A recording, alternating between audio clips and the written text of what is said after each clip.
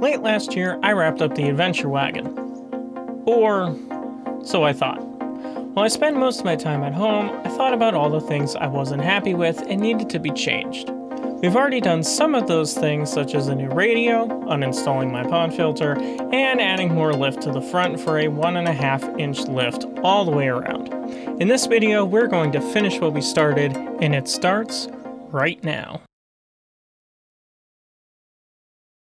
This is the lighting setup I have now. It is up here on my roof basket, although I've had some issues with this. I don't off-road as much as I could, and you can't really use these on the street. However, if you mounted them on the front of the vehicle, you're actually allowed to use them in certain conditions on the road. Now, not all these lights are going to be moved to the front, but I'm going to move my spread lights to the front, and well, let me show you what I did yesterday. I made this little light bar mount. I did do it off camera. I just needed to problem solve and figure some things out. I just wanted to get it done. But we're going to pick up from where we left off. Just before we do that, though, I do want to go over what I did. Basically, it is a 1 by 1 inch piece of square box tubing.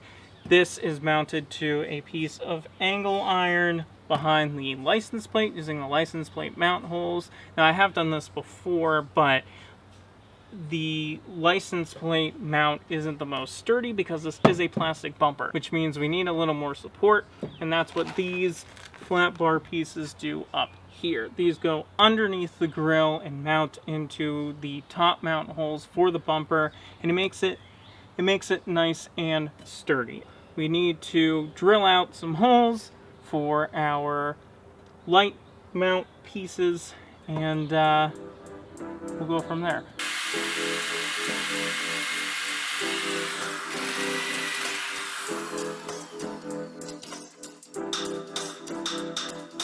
Coast to coast, the drop bombs. Next level.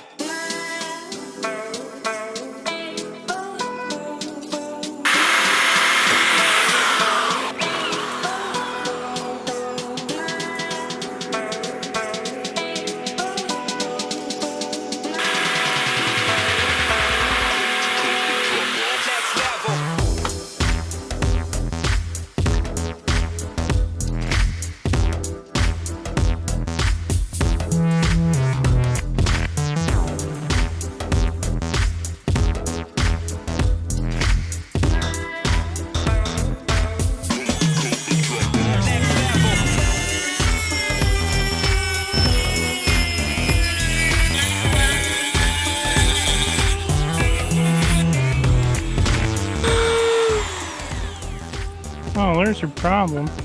It's a bit too small now. Next level.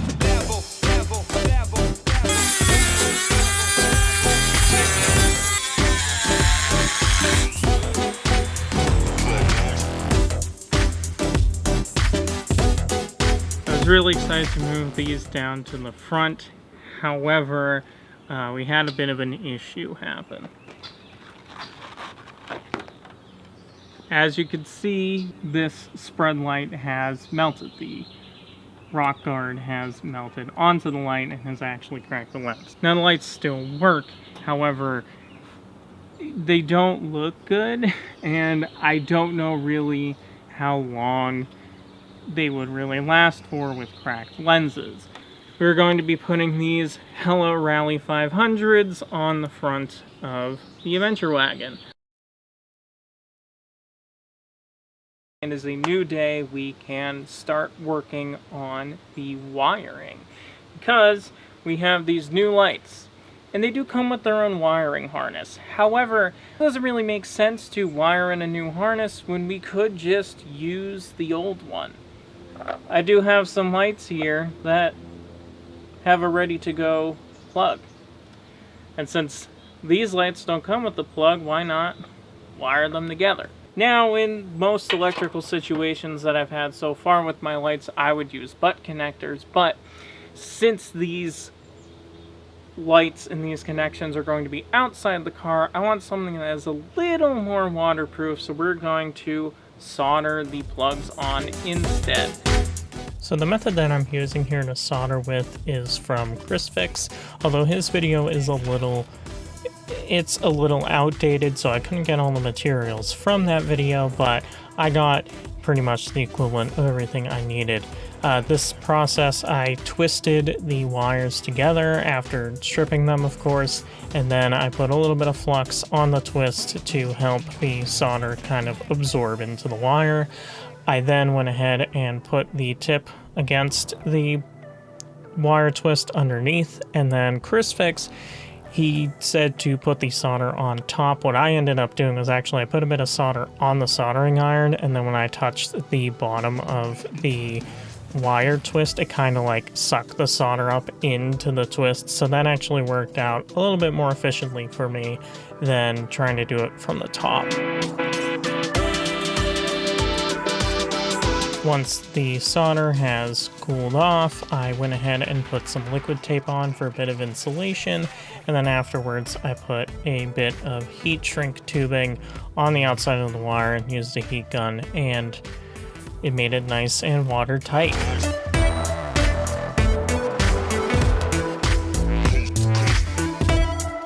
And after doing that 4 times, that was pretty much all I needed to do. And in case anyone was skeptical if this actually worked or not, I had the new light plugged into the old KC harness, and there we go. Perfect. Let's finish this up, shall we?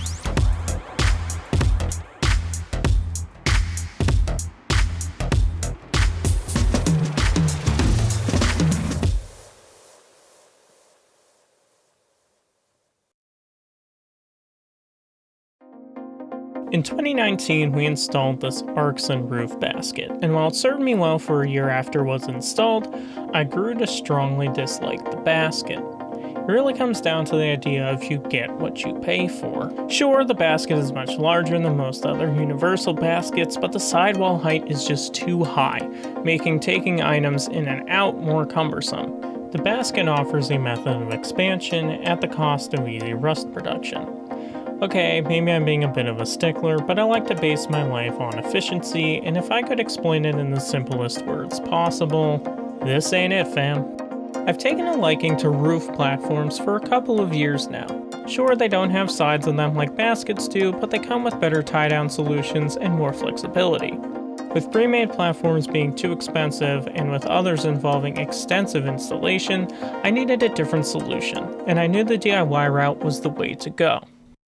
There are plenty of videos on YouTube of DIY roof racks, but the one that interested me the most was Soft-Roading the West's. He had made a video for a half rack with his Forester, but since replacing his Forester with a Frontier, he made a full rack instead. I really liked his design and the use of the material Super Strut, so I set out to make my own for the Adventure Wagon. Okay, so much is going on, it's hard to fit everything in the frame, but I have all of the pieces of the roof rack. Basically, all of this has been cut out of 4 10-foot pieces of super strut. We have 4 6-foot pieces. These are going to be the longitudinal parts that run front to back on the car, so there's 4 of them. There are 2 4-foot bars here. These will be our lateral bars that run over the top of our roof bars, and then the 4 little ones that are cut to 6 inches are going to be some spacers that we will also use to secure the entire rack to the car. So these are the nuts that are used with the super strut. Basically, they have this square piece of metal and then a little plastic thing to help with friction. And what this does is, with a piece of super strut, just place it inside. That slides on, slides to the hole that you want, and then you can put a bolt straight through that, which makes it a lot better than trying to use regular nuts and bolts. So yeah, that's what we're going to use. So unfortunately, I did have some clips of putting the back of the rack together, but they were just unusable.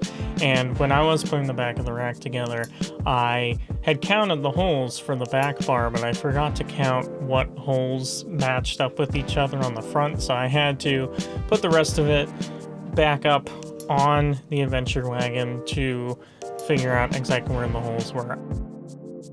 When that was all together, I went ahead and took the smaller 6-inch pieces and put them underneath, since those were our spacers. I also put some rubber weather stripping on the bottom of them to make sure the rack wouldn't slide around on the roof bars at all.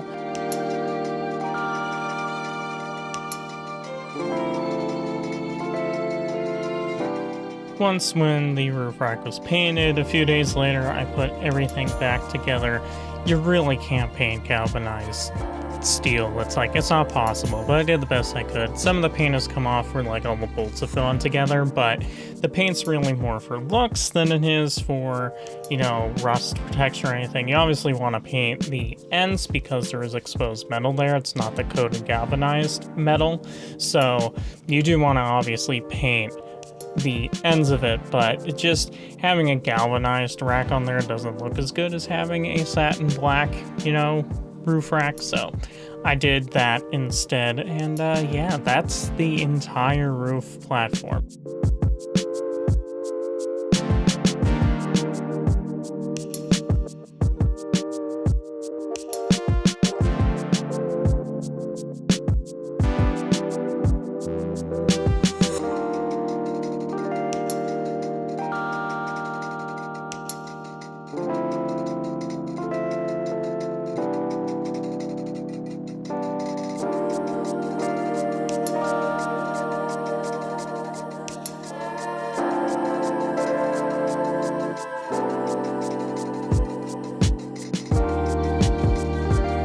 Okay, so this fancy piece, well, it's not that fancy, but this piece is our spare tire mount.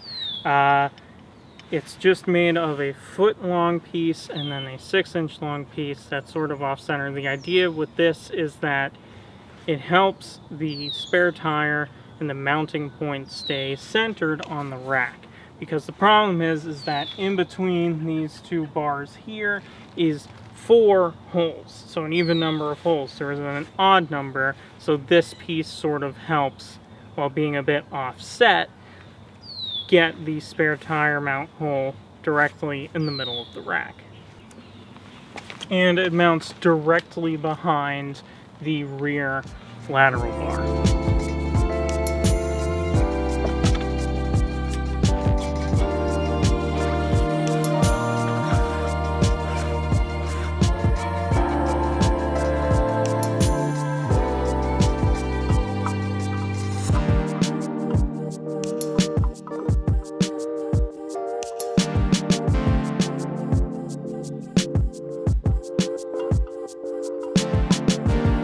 The last piece of our roof rack puzzle is, of course, this. Now, this may look like an ordinary piece of super strut, but it has a really important purpose.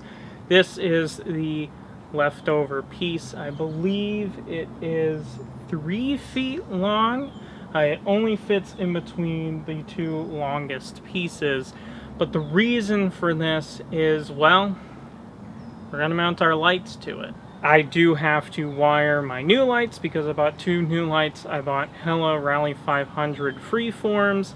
They're like the front lights that I put on, but the beam is a bit wider and goes a bit further, so it's perfect for up there on the rack. I'm only going to put 2 lights up there just because as of right now, I only have one other harness to use that isn't in use. And yeah, I kind of like the look of having 2 up top, 2 down below, so we'll see how that works.